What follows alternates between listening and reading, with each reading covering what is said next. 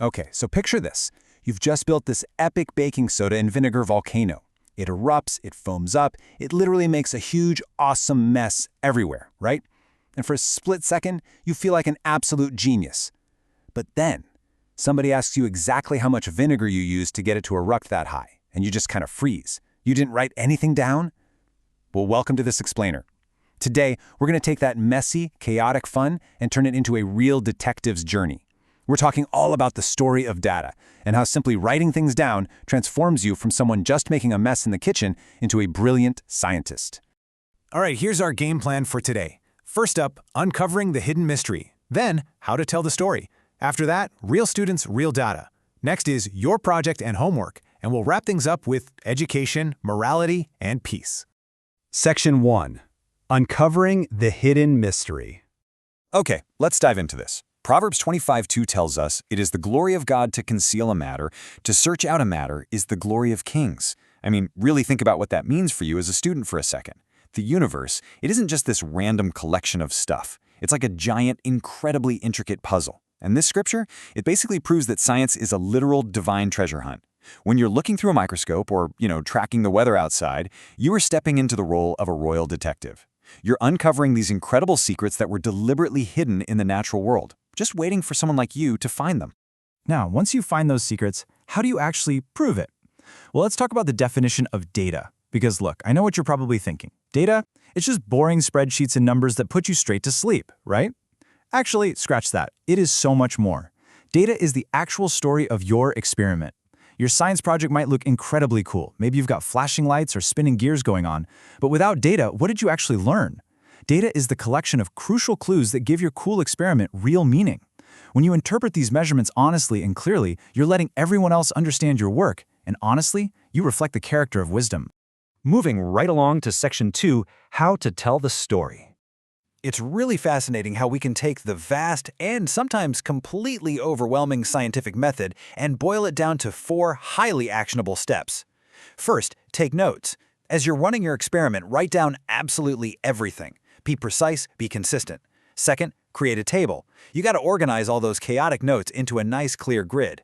Third, make a graph. Take those numbers and make them visual so people can instantly see the trends. And fourth, analyze patterns. Look closely at the data and ask yourself, hey, does this match what I expected? This flow is absolutely crucial because it moves us directly from raw, messy measurements to undeniable, brilliant conclusions. Here's the deal, though. You've got to pick the exact right visual tool for the job. You've got options here. If you're comparing entirely different categories, like, say, figuring out which brand of battery lasted the absolute longest, you definitely want to use a bar graph. But if you're trying to visualize how a single specific thing changes over a period of time, like how fast a puddle in your driveway evaporates over 3 hours, you need a line graph. Choosing the right graph is exactly like picking the right magnifying glass. It just brings your clues perfectly into focus for anyone looking at your work. All right, Section 3, real students, real data. Let's look at a real-world example with our first student, Ryan. So Ryan wanted to test out different insulation materials to figure out which one kept things the warmest. Pretty cool, right?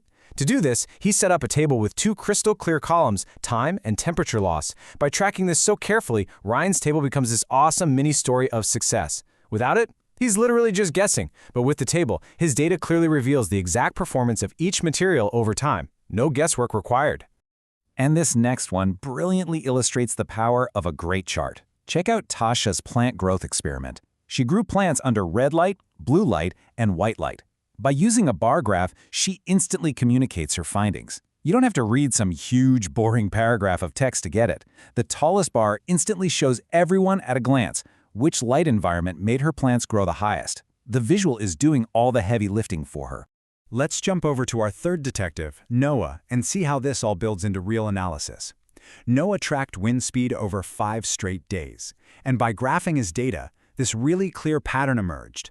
The wind increased every single afternoon.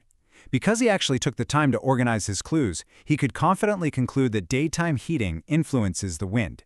He didn't just have a hunch, his data backed it up and proved it. Finding the pattern is literally what cracks the case. Section 4. Your project and homework. Okay, I want to pause for just a second here because you are going to want to jot these down. These are the 5 absolutely crucial questions you need to answer for your homework to totally conquer your final project assessment. Number 1, what kind of data are you collecting?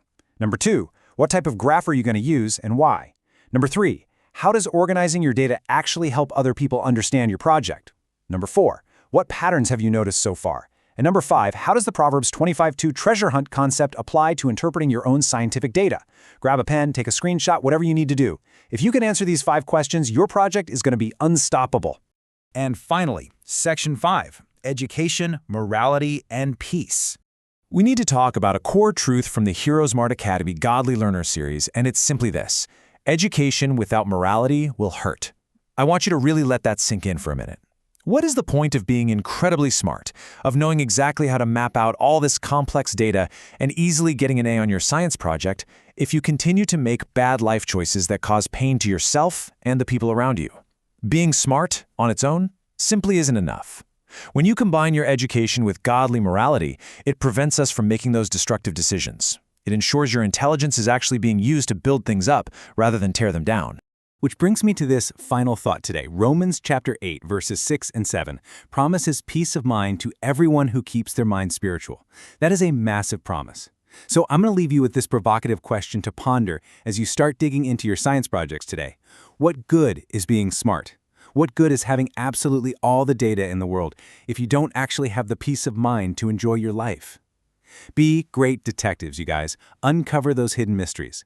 But above all else, guard your mind and seek peace.